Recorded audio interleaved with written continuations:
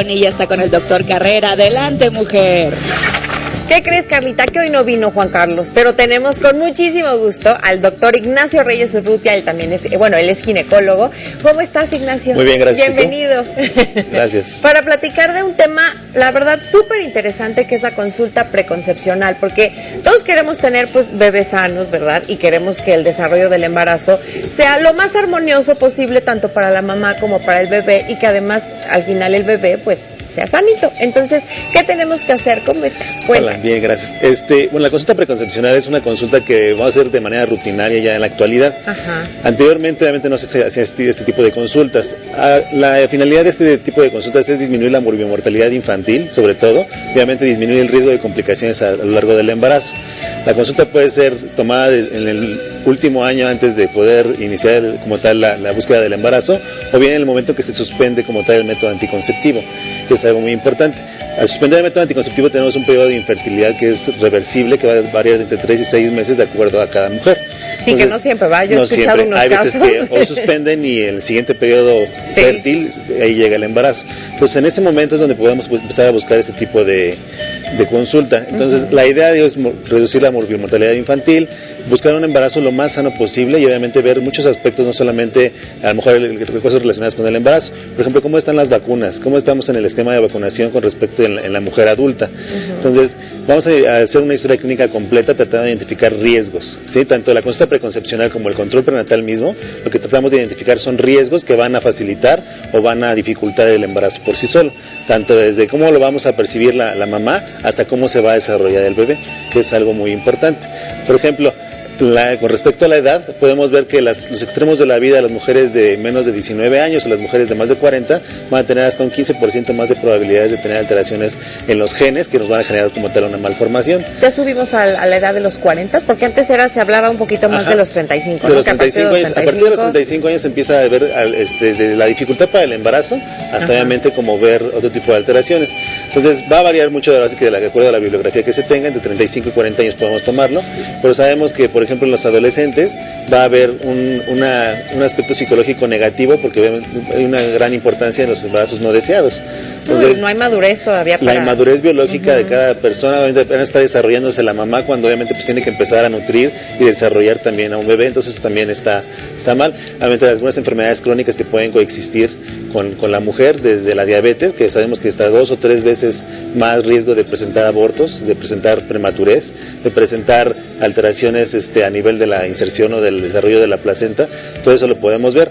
Y por ejemplo, perdóname, hay que te interrumpa un tantito. O sea, podemos ver una gran diferencia en una mujer que tiene diabetes, que tuvo un seguimiento, digamos, un año antes de que se embarazara, a que de repente resultó embarazada. Sí, o sea, de hecho, se pueden evitar ahí casos en ese tipo claro, de hecho situaciones. El concepto de consulta preconcepcional va muy dirigido a ese grupo de pacientes que tienen una enfermedad crónica. Ajá. Y que obviamente debemos de ponerlas a punto para que puedan tener un embarazo pues, lo más sano posible. No va a ser igual que una mujer que no tiene ninguna enfermedad, pero sí nos va a ayudar mucho.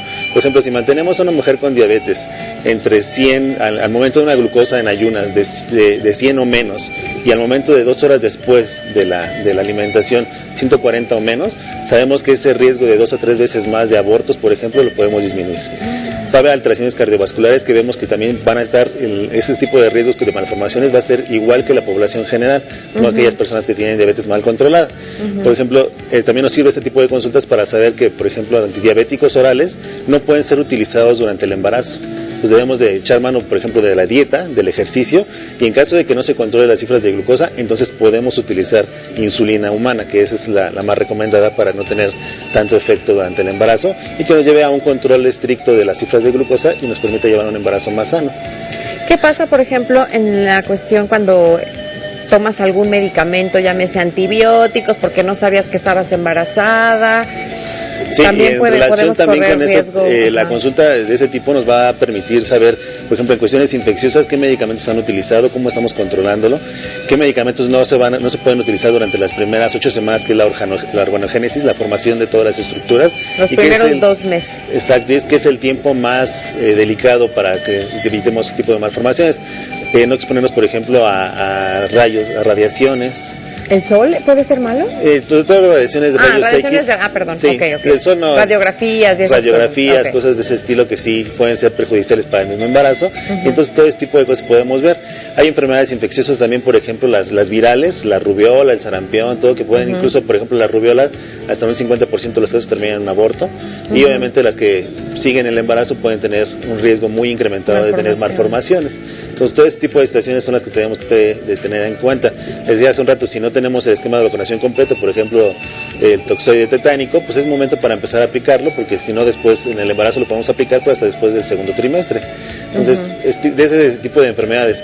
¿Este tipo de vacunas, cuánto tiempo antes recomiendas? ¿Un año? Por ejemplo, las triples virales, o la doble viral, que en las campañas de vacunación son muy promovidas para la aplicación de estas, si la aplicamos, debemos de dejar pasar cuando menos 3 meses para poder buscar el embarazo. Mientras tanto, debemos tener un método anticonceptivo seguro para que no tengamos riesgo de malformaciones. Entonces, sí hay un tiempo importante.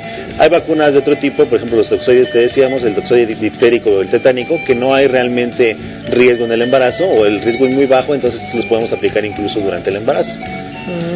Ok, ahora también encontramos de pronto bebés que nacen con bajo peso. ¿Esto se puede deber a...? Sobre todo a alimentación de la mamá. Las características, ese es otro aspecto importante. El aspecto psicosocial de este tipo de consultas es ver que en la historia clínica podemos ver cómo está la nutrición, el estatus social, socioeconómico, puede ser bajo, entonces eso nos lleva a una mala alimentación, entonces obviamente obtener productos de bajo peso. Entonces las mamás adolescentes también es otra vez, así que volvemos a caer a las adolescentes, que son un grupo de riesgo muy importante, y entonces sí tenemos que incidir directamente sobre la nutrición, que eso es algo importante.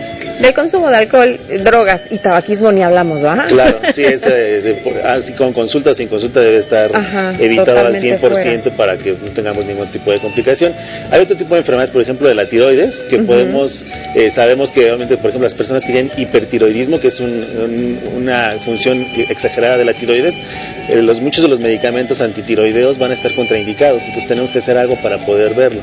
Hay enfermedades, por ejemplo, el asma o algunas enfermedades inmunológicas que también van a estar con un poquito de dificultad. Por ejemplo, con respecto al asma, 1/3 de las pacientes que tienen asma y que están embarazadas van a padecer una exacerbación, una crisis de asma durante el embarazo. Entonces debemos de ajustar muy bien los medicamentos para ese tipo de situaciones, que también es importante.